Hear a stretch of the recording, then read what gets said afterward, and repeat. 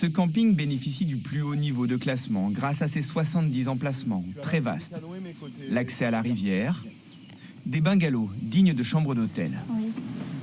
Ils espèrent maintenant attirer plus de clients avec une restauration Donc, qu'est-ce que tu en penses? raffinée.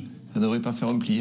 Ouais, c'est vrai que Il ne faut pas avoir un camping 5 étoiles et des vins bas de gamme, quoi. Donc c'est vrai que ça nous maintient à un bon niveau. On a une carte très réduite où on va cuisiner l'agneau confit et la truite, mais c'est local, c'est le boulanger qui fait le pain du burger.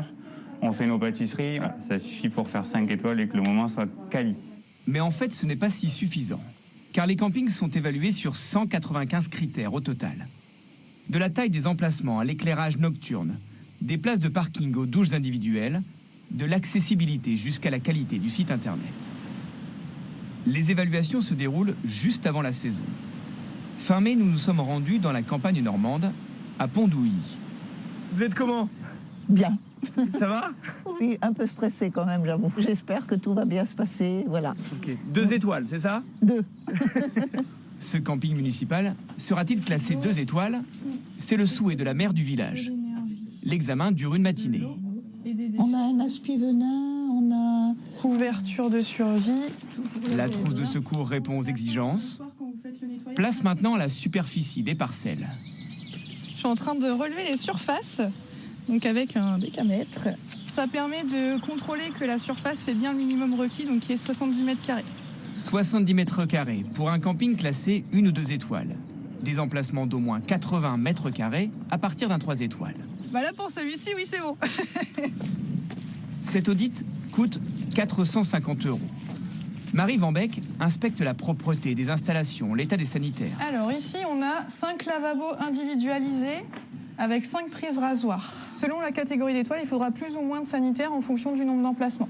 Là, on est bien sur une catégorie 2 étoiles, donc on a nos lavabos individuels avec la glace. Le nombre d'aires de jeu diffère, celui des langues étrangères imposées aussi. Pour un camping 1 étoile, le français suffit. Le personnel doit parler au moins 2 langues à partir de 2 étoiles, c'est 3 minimum, au-delà de 4 étoiles. C'est maintenant l'heure du verdict. 95% des critères doivent être validés. Il vous manque actuellement 3 points. Les critères obligatoires non validés. Alors, nous avons l'absence d'un poste de téléphonique d'urgence. 3 points, ça se récupère très vite. Alors, je suis confiante. 15 jours plus tard, le téléphone d'urgence et la table allongée sont installés. Hola! Marie-Vonne Guibou vient de nous envoyer cette vidéo, fière d'afficher ses 2 étoiles à l'entrée.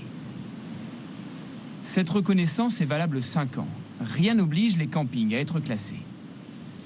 Sur le bord du lac du Salagou, dans l'Hérault, depuis plus de 50 ans, la famille d'Angèle reste volontairement en dehors des classements.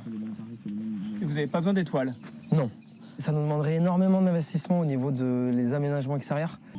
Ça m'intéresse quand je vais dans un endroit que je connais pas, parce que c'est un gage de sécurité. Mais comme on est de Montpellier, on n'est pas très loin, on vient souvent ici pour la journée. Et en fait, du coup, on sait qu'on va se régaler pour plusieurs jours.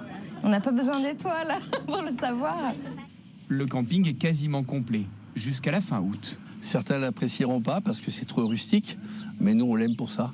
Parce que le camping, c'est comme ça qu'on le voit. 2000 campings ne sont pas classés en France, soit près d'un quart de ces lieux de vacances préférés des Français.